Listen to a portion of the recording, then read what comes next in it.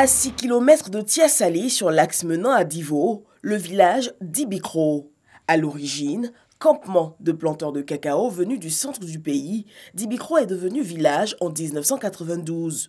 Plus de 25 ans après, la localité peine à amorcer son développement malgré son ouverture sur la route et sa proximité avec Tia-Salé, son chef-lieu de sous-préfecture.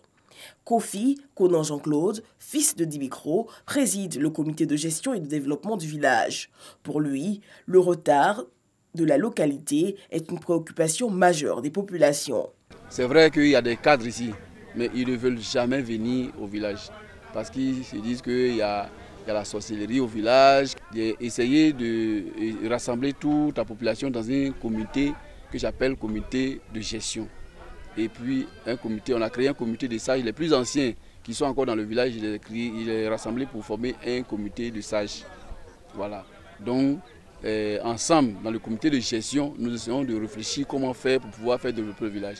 Les manques, eux, restent nombreux. Le village n'est pas électrifié et souffre de l'absence d'un centre de santé. Les pompes hydrauliques aussi sont défectueuses. C'est le marigot, c'est le premier chef, Kofi Alphonse, qui a demandé que les exploitants forestiers viennent creuser ce retenue d'eau là. Et c'est ce qu'ils ont fait. Et c'est ce que les femmes utilisent jusqu'aujourd'hui. L'eau de ce marigot est bu, est utilisée pour le ménage et pratiquement tout. Fierté de Dibikro, l'école primaire publique, bâtie dans les années 80 par les villageois, elle a bénéficié d'une réhabilitation en 2006 par l'ONG Save the Children. Aujourd'hui, l'école est dotée d'un second bâtiment de 3 classes grâce à la fondation Procide. Il y a eu un incident ici, la paillote est tombée sur des enfants, qui a 3 blessés. Donc aujourd'hui, cette paillote est devenue un joli bâtiment comme ça. Vous ne pouvez pas imaginer autre chose que la joie totale, l'allégresse. Les gens sont très contents. L'infrastructure scolaire inaugurée fait la fierté des populations et suscite surtout l'espoir de voir le village connaître dans un futur proche le progrès tant attendu.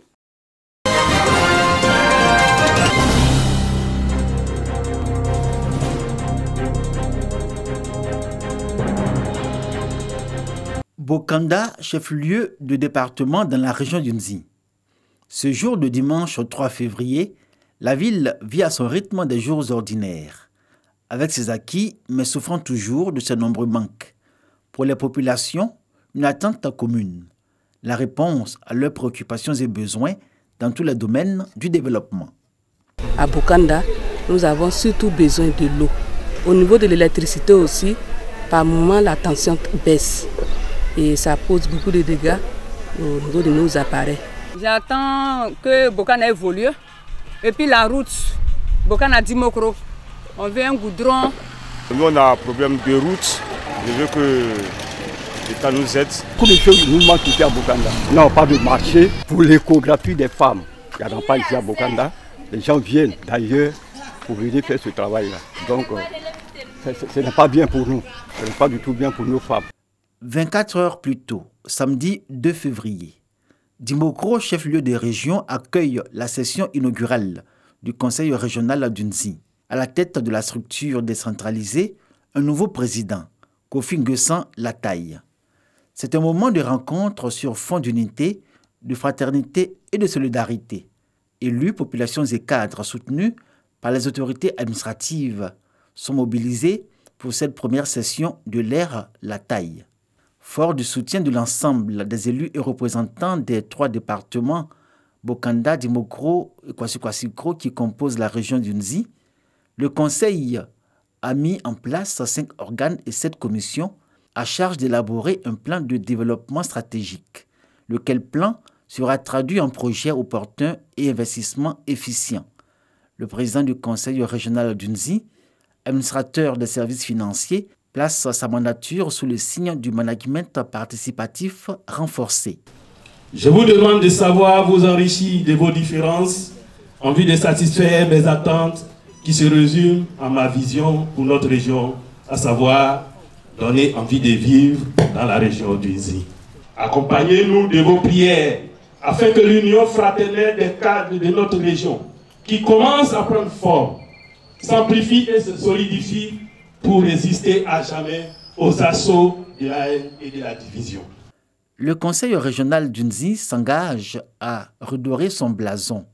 Sidimokro, Bokanda et Kwasi Kwasikro aujourd'hui montrent bien meilleur visage, à contrario des années antérieures, dans une région hier appauvrie par la perte de son statut de boucle du cacao et aujourd'hui Eldorado, grâce à l'orpaillage clandestin qui s'y est durablement établi. Il y a que ces localités ont en commun de nombreuses attentes pour leurs nombreux manques touchant tous les domaines. Des manques criants dans les villages, notamment. Moi, je viens de Yapoukamekro. On n'a pas de route là-bas. On souffre. On n'a pas de l'eau, on n'a pas de route, on n'a pas d'hôpital. C'est-à-dire si on a des personnes qui sont malades, pour les transférer au centre de santé, on n'a pas d'engin. En Zégré-les-Sous, on n'a pas d'ambulance. On prend les malades sur les motos. Vraiment, j'attends beaucoup au conseil régional de nous faire faveur. Lorsque nous évacuons les malades sur Djembokro, vraiment, c'est très difficile, c'est compliqué. L'État pense à vraiment reprofiler cette route vraiment le plus tôt que possible. Donc vraiment, c'est un véritable calvaire. Il y a les femmes qui viennent dormir ici pour pouvoir avoir un peu d'eau. On n'a pas de forage ici. Ils sont partis trouver le forage en bas là-bas. Mais comment on fait pour arriver ici? C'est ça qui est un problème actuellement. Et s'il y a fait de l'eau, c'est compliqué. On demande l'aide qu'on puisse avoir l'eau au moins ici.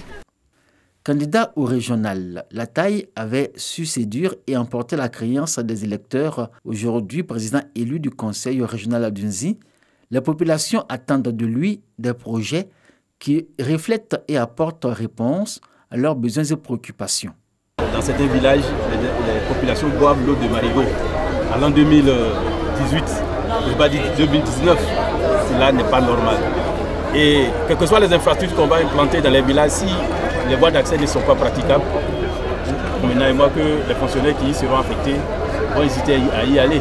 Et donc on va s'attaquer à ces deux grands problèmes sans occulter les autres.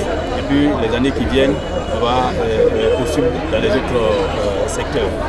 Pour rappel, Kofi Nguessan Lataï était conseiller régional sous Nguessan Kofi Bernard, alias le Vieux Lion, ex-président du conseil régional d'Unzi. Les 900 000 habitants de la région d'Unzi nourrissent un espoir, que les grandes promesses formulées lors de la campagne soient concrétisées en actes.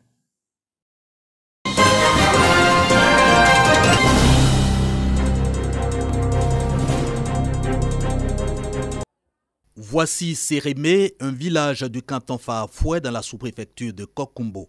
Comme dans le grand groupe baoulé, ici on ne le devient pas, on est chef de village. Quand décède en 2007 le 4e chef de Sérémé, s'installe une administration provisoire, recours de la tradition. 2011, le nouveau chef de Sérémé est désigné selon les us et coutumes. Il sera reconnu par l'administration au terme d'une consultation populaire.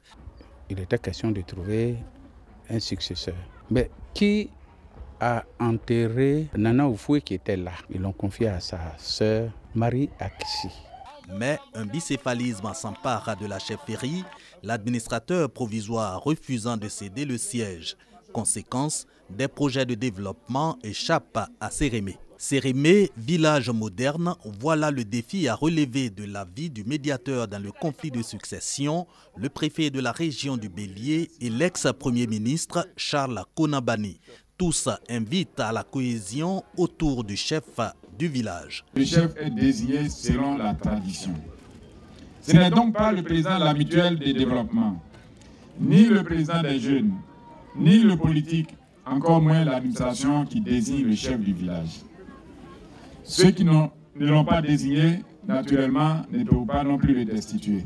L'intronisation de Kwame Kwadio Marcelin, le nouveau chef de Sérémé, est l'aboutissement de la médiation menée par Nana Konan Julien, chef du canton Dranois à Boaké. Je veux féliciter le chef, lui dire que nous sommes ses sujets, nous sommes à sa disposition pour lui apporter des avis, pas des conseils. Mais il n'est pas interdit de prendre l'opinion.